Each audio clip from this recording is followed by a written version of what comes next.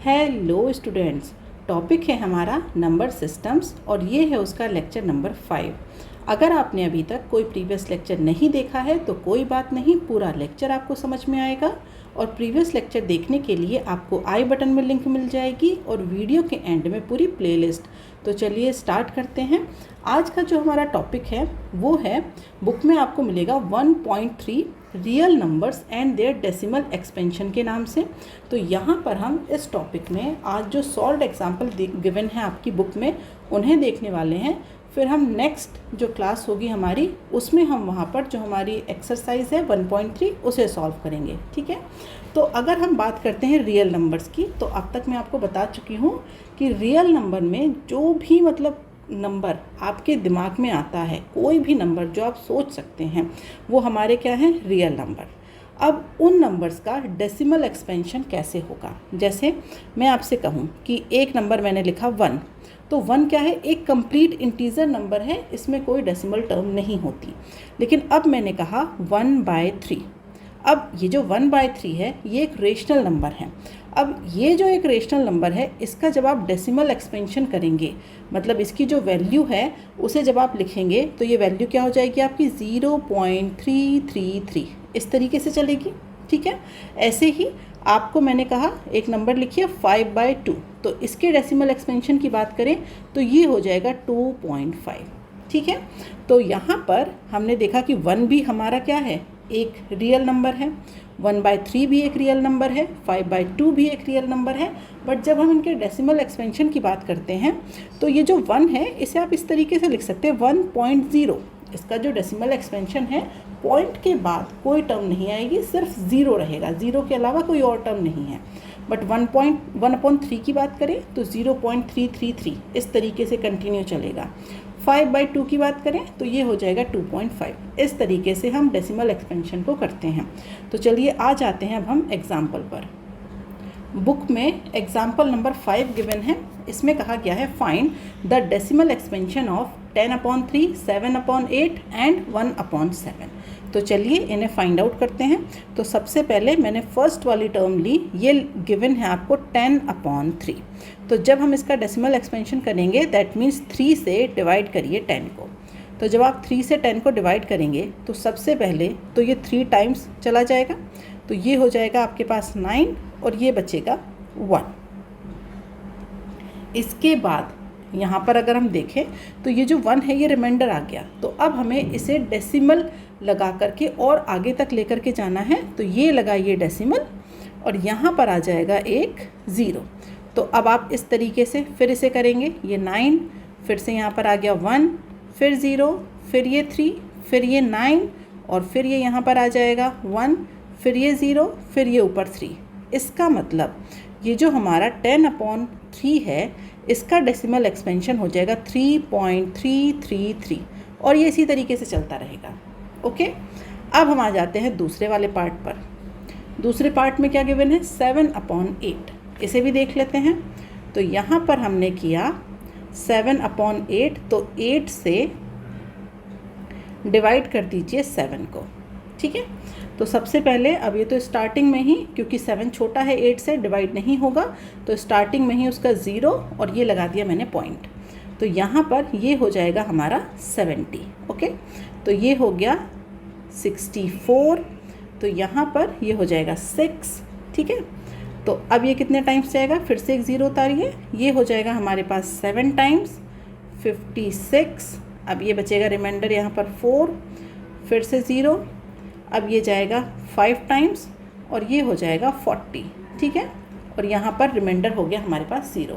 That means ये जो हमारे पास 7/8 है इसका जो डेसिमल एक्सपेंशन है वो हो जाएगा 0.875। ठीक है, ये इसका डेसिमल एक्सपेंशन हो गया। अब जो लास्ट वाली टर्म बची है उसे भी देख लेते हैं। तो लास्ट में है हमारे पास 1/7। ठीक है, तो इसके लिए अब यहाँ पर हमने क्या किया, यहाँ पर 7 से डिवाइड करेंगे 1 को। ओके, अब 1 क्योंकि छोटा है तो डिवाइड नहीं कर पाएंगे, तो उसके लिए सबसे पहले 0 पॉइंट, तो यहाँ पर आ जाएगा हमारे पास 0, ये हो जाएगा 7, रिमाइंडर बचेगा 3।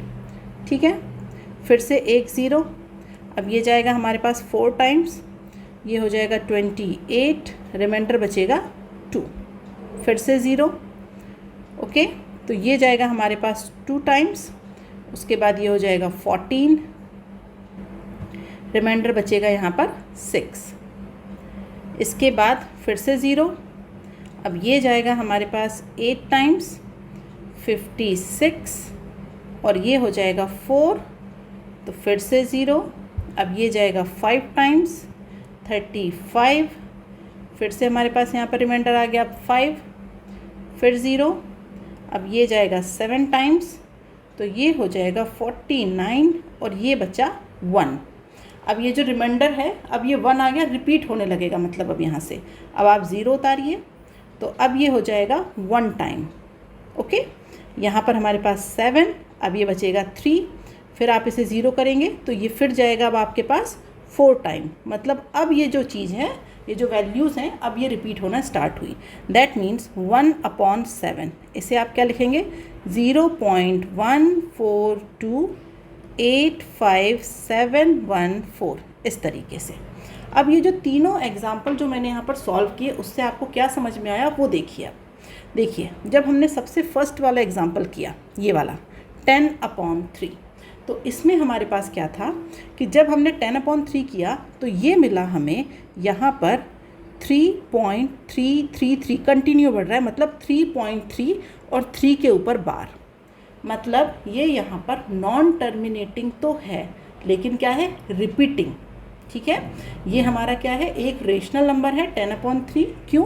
क्योंकि ये हमारे पास, अगर हम इर्रेशनल नंबर की बात करें तो इर्रेशनल नंबर क्या होते हैं, वो हमारे नॉन टर्मिनेटिंग और नॉन रिपीटिंग होते हैं, वो टर्मिनेट ही नहीं होते हैं कहीं पर, और ना ही वो रिपीट होते हैं।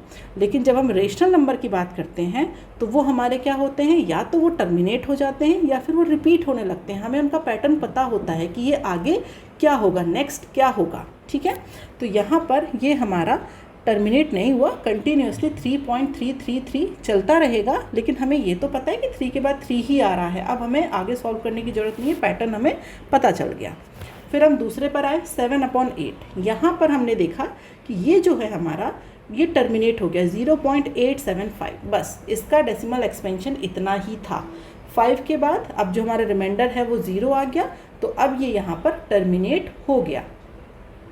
फिर हम आते हैं 1/7 पर, ये भी हमारा क्या है, टर्मिनेट नहीं हो रहा है, लेकिन ये भी रिपीटिंग है। आप इसे लिख सकते हैं 0.142857, और इसके पूरे के ऊपर लगा दीजिए बार, क्योंकि आप देखेंगे, अब ये देखिए, ये जो पैटर्न है ना, ये 1-4, ये फिर से रिपीट होने लगा। अब 1-4 के बाद नेक्स्ट क्या आएगा, 2 के बाद आएगा 8 के बाद 5 के बाद 7, अगेन फिर 1-4-2-8-5-7। तो ये जो पैटर्न है अब यही चलता रहेगा। तो ये टर्मिनेट नहीं हुआ, बट ये क्या है, रिपीटिंग। तो हमें इसका भी डेसिमल एक्सपेंशन पता चल गया। ओके, तो जब भी हम जैसे कोई भी रेशनल नंबर लेते हैं, उसी का हम इसी तरीके से डेसिमल एक्सपेंशन फाइंड आउट करते हैं। तो कोई भी नंबर जब हमारे पास p/q के फॉर्म में है, ये एक रेशनल नंबर है, जब हम इसे डिवाइड करते हैं तो वहाँ पर 2 ही पॉसिबिलिटी बनती है। ठीक है, 2 पॉसिबिलिटी में क्या, एक बार तो क्या हो जाएगा, ये या तो ये क्या हो जाएगा, टर्मिनेट। हमने अभी टर्मिनेट का ऑप्शन देखा है ना, हमने यहाँ पर देखा था, ये देखिए 7/8, 0.875, ये टर्मिनेट हो गया। अब अगर ये टर्मिनेट नहीं हुआ तो ये क्या है हमारे पास, नॉन टर्मिनेटिंग, लेकिन ये एक रेशनल नंबर है तो ये रिपीट हो रहा है, ये हमारा रिपीटिंग है लेकिन नॉन टर्मिनेटिंग है। तो ये हमारा क्या है, नॉन टर्मिनेटिंग। ठीक है, बट ये रिपीट हो जाता है तो हमें इसका पैटर्न पता होता है कि किस तरीके से चलेगा। ओके, तो अब हम आ जाते हैं नेक्स्ट एग्जाम्पल पर। Example number 6, show that 3.142678 is a rational number. In other words, express 3.142678 in the form of p/q, where p and q are integers and q not equal to 0.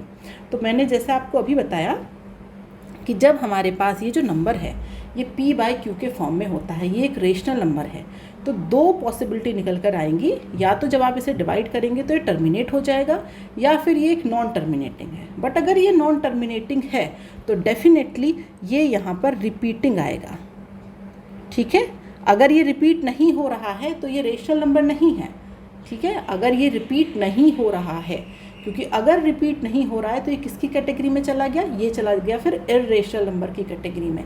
उनमें repeat नहीं होता है, उसमें हमें नहीं पता होता है कि क्या आएगा नेक्स्ट, वो हमें सॉल्व करके ही देखना पड़ता है। और यहाँ पर हम थोड़ा सा पैटर्न देख करके बता देते हैं कि नेक्स्ट नंबर क्या होगा। जैसे यहाँ पर देखिए 1/7 इसमें रिपीट होने लगा, तो हमने थोड़ा सा कैलकुलेट किया, अब हमने बता दिया। लेकिन अगर मैं आपसे कहूँ √2 की वैल्यू, आप नहीं बता सकते कि इसके बाद अब क्या होगा, बिना सॉल्व के नहीं बता सकते, क्योंकि इन्फिनिटी तक वो वैल्यू चेंज होती रहती है। 2 पॉइंट मतलब जैसे हम जब √2 की वैल्यू लेते हैं तो 1.414 के बाद हमें नहीं पता, हम जब तक सॉल्व नहीं करेंगे हमें नहीं पता चलेगा नेक्स्ट टर्म क्या आएगा। ओके, और यहाँ पर हमें ये जो पैटर्न है ये हमारा रिपीट होता रहता है, तो हमें पता रहता है कि नेक्स्ट टर्म अब क्या होगी। तो यहाँ पर यही कहा गया है कि अगर एक नंबर दिया इन्होंने आपको, तो उस नंबर को मैंने ले लिया n, तो मैंने माना n = 3.142678, ये लिखा है।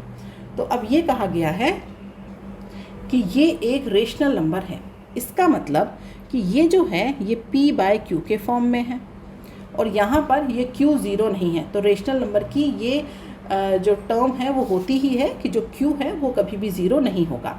तो ये नंबर अगर रेशनल नंबर है तो हमें ये बताना है कि ये नंबर है क्या, मतलब p और q ये जो वैल्यू है इनकी ये क्या है, ये हमें फाइंड आउट करनी है।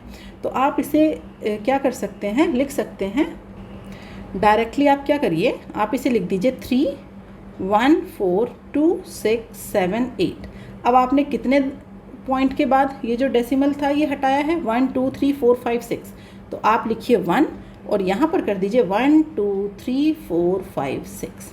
अब अगर एग्ज़ाम में लिखा होता कि हमें इसे क्या करना है, बिल्कुल मतलब ये जो p और q हैं ये जैसे अगर मैं आपसे कहूँ कि जैसे मैंने यहाँ पे लिखा है 10/4, ठीक है। अब यहाँ पर 10/4 इनमें कुछ कॉमन है ना, इनमें जो इन दोनों के बीच देखा जाए तो 2 कॉमन है, तो आप इसे मॉडिफाई करके कैसे लिख सकते हैं 5/2। अब इनके बीच कुछ भी कॉमन नहीं है, तो यहाँ पर ऐसा कुछ नहीं कहा गया है कि आपको इसको बिल्कुल सिंप्लीफाई करके लिखना है कि p और q के बीच कुछ भी कॉमन नहीं हो। क्वेश्चन में सिर्फ ये गिवन था कि ये 3.142678 एक रेशनल नंबर है, ये हमें बताना है। तो हमने क्या किया, सिंपली हमने ये पॉइंट हटाया, डेसिमल को हटाया, और हमने क्या कर दिया डिनोमिनेटर में 1 और उसके बाद जितने भी पॉइंट के बाद डेसिमल गिवन था, 6 पॉइंट के बाद डेसिमल गिवन था, वो हमने लगा दिए और हमने यहाँ पर ये वाली टर्म फाइंड आउट कर ली। तो ये ज़रूरी नहीं है कि आप इसे और सिंप्लीफाई करें। और सिंप्लीफाई करने के लिए आप क्या कर सकते हैं, आप चेक करेंगे कि आप इनके बीच 2 फैक्टर कॉमन है या 4 फैक्टर कॉमन है, तो आप उसे कैंसिल आउट करिए। तो वो सब करने की ज़रूरत नहीं है। यहाँ पर इसे कहा गया था कि सिर्फ रेशनल नंबर के टर्म में लिखिए, तो हमने उसे रेशनल नंबर के टर्म में लिख दिया। ओके, अब हम आते हैं नेक्स्ट क्वेश्चन पर। यहाँ क्वेश्चन में कहा गया है शो दैट 0.333 इन्फिनिटी तक जा रहा है ये इज इक्वल टू 0.3 और 3 के ऊपर क्या है बार can be expressed in the form of p/q where p and q are integers and q does not equal to 0। ठीक है, तो यहाँ पर देखिए ये लिखा है 0.3, 3 के ऊपर बार है, तो इसका मतलब हमें पता है कि ये जो 3 है ये हमारा क्या है, रिपीट हो रहा है, मतलब 0.333 ये इसी तरीके से चलता रहेगा और ये इन्फिनिटी तक जा रहा है। तो अब हम क्या करेंगे, हम मानेंगे let x is equal to 0.333। ये हमने माना कि ये जो x है इसकी वैल्यू है 0.333। ठीक है, तो अब मैं यहाँ पर अगर ये कहूँ कि जो 10x है उसकी वैल्यू क्या हो जाएगी, ये अगर x है, ये वाली टर्म x है, तो 10x क्या हो जाएगा, तो 10x हमारे पास हो जाएगा 3.333 हो जाएगा। तो अब इस 10x को थोड़ा सा मॉडिफाई कर सकती हूँ मैं ऐसे लिख सकती हूँ 10x is equal to 3 plus 0.333 लिख सकते हैं। अब ये तो है 10x और ये है 3 प्लस, अब ये जो 0.333 है इसे मैंने क्या माना था, अगर इसे मैं इक्वेशन 1 दूँ तो इक्वेशन 1 से अगर हम देखें तो हमने माना था कि x is equal to 0.333 infinity तक है। ठीक है, तो ये जो वैल्यू है इसे मैं वापस से रिटर्न कर सकती हूँ, यहाँ पर x लिख सकते हैं। अब यहाँ पर देखिए आप इसे लिख सकते हैं 9x इज़ इक्वल टू 3। तो x इज इक्वल टू क्या आ जाएगा 3/9। दैट मीन्स आप यहाँ से लिख सकते हैं x इज इक्वल टू 1/3। ये हो गया हमारा सॉल्यूशन। क्या किया हमने सिर्फ ये किया, हमें ये देखना होता है कि ये जो हमारा बार है ये कितने नंबर्स पर लगा है। यहाँ पर ये बार लगा है सिर्फ एक डिजिट पर, तो हमने क्या किया x के साथ 10x ले लिया। अगर ये बार 2 नंबर पर लगा रहेगा तो हम क्या करेंगे 100x लेंगे। अगर 3 नंबर पर ये बार लगा रहेगा 3 डिजिट्स पर तो हम लेंगे यहाँ पर 1000। ठीक है, तो हम सिर्फ इस बार की वैल्यू को देखते हैं कि ये जो बार हैं ये कितनी डिजिट्स पर लगा हुआ है। अभी नेक्स्ट क्वेश्चन करेंगे ऐसे ही एक दो और, तो बिल्कुल क्लियर होगा। नेक्स्ट क्वेश्चन पे आते हैं। ये क्वेश्चन भी इसी तरीके से है। शो दैट 1.272727 रिपीट हो रहा है इज इक्वल टू 1.27 के ऊपर bar can be expressed in the form p/q where p and q are integers and q does not equal to 0। तो यहाँ पर देखिए, यहाँ पर हम लिख सकते हैं let x is equal to 1.272727 ये मान लिया मैंने। जो x है उसकी वैल्यू मान ली मैंने 1.2727 इसी तरीके से। ठीक है, अब यहाँ पर कितने डिजिट के ऊपर बार लगा है, ये जो नंबर है इसे आप लिख सकते हैं ना 1.27, ये 27 के ऊपर बार है, तो यहाँ पर 2 डिजिट के ऊपर बार है। तो पहले हमने क्या किया था, सिर्फ एक डिजिट के ऊपर बार था तो हमने x लिया था, फिर 10x लिया था। यहाँ पर अब हम क्या करेंगे, अब लेंगे हम 100x। क्यों लेंगे, क्योंकि 2 डिजिट के ऊपर बार है। तो अगर हम 100x की वैल्यू को देखें तो ये हो जाएगी 127.272727। इसी तरीके से रिपीट होगी वैल्यू। ठीक है, अब आप इसे अदर टर्म्स में लिख सकते हैं 100x इज इक्वल टू, अब आपको क्या करना है, यहाँ पर करिए इसे 126 प्लस, और ये आ जाएगा आपके पास 1.272727, क्योंकि हमें तो इसके साथ x की वैल्यू वापस से रिटर्न करनी है। तो हमने क्या किया, हमने देखा यहाँ पर कि जो हमारा x है उसके कंपैरिजन में इस टर्म को देखें तो ये 126 ज़्यादा है, तो 126 को मैंने अलग कर लिया, तो बचा यहाँ पर प्लस 1.272727 इस तरीके से। तो अब हम अगर देखा जाए तो ये जो इक्वेशन 1 है, यहाँ से अगर वैल्यू पुट करें इक्वेशन 2 में तो ये हो जाएगा हमारे पास 100x इज इक्वल टू 126, और ये प्लस में क्या हो जाएगा हमारे पास x। दैट मीन्स ये हो जाएगा 99x इज इक्वल टू 126। तो x इज इक्वल टू 126/99। और सिंप्लीफाई करना चाहें तो कर सकते हैं, ये 9 से कैंसिल आउट हो जाएगा, तो ये हो जाएगा हमारे पास 14/11। That means x is equal to 14/11। ये वैल्यू होगी किसकी, 1.27, जिसमें 27 के ऊपर क्या है बार, तो यहाँ से ये वैल्यू निकल करके आएगी। एक और एग्जाम्पल देखते हैं ऐसा ही। क्वेश्चन में गिवन है show that 0.2353535 is equal to 0.2, यहाँ पर 35 के ऊपर आ जाएगा bar, can be expressed in the form of p/q where p and q are integers and q does not equal to 0।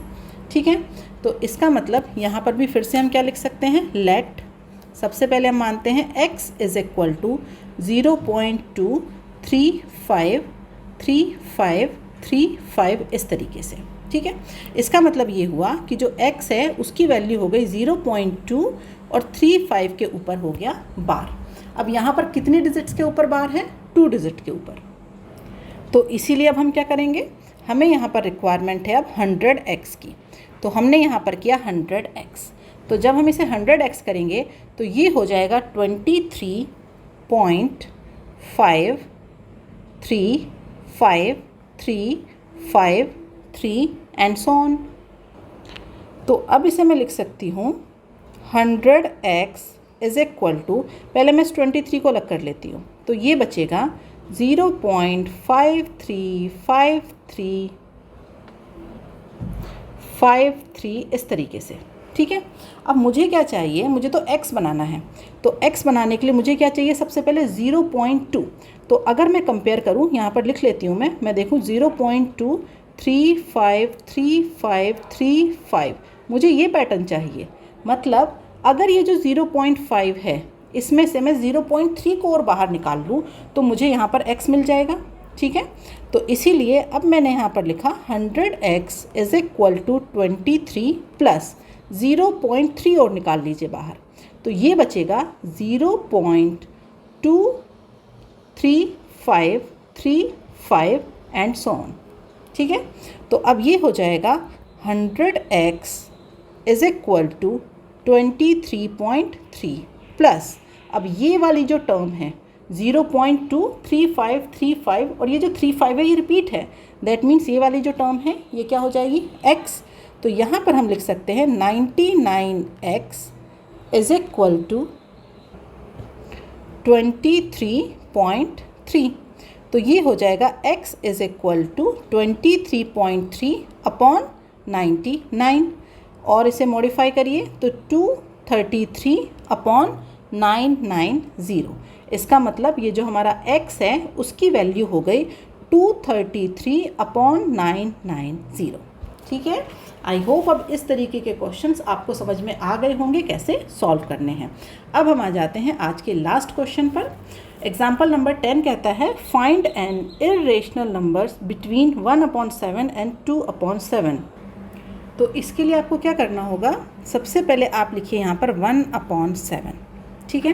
तो अगर हम 1/7 की बात करें तो हमने इसे सॉल्व किया था ना आज के लेक्चर में 1/7 को, तो ये आया था 0.142857, ठीक है।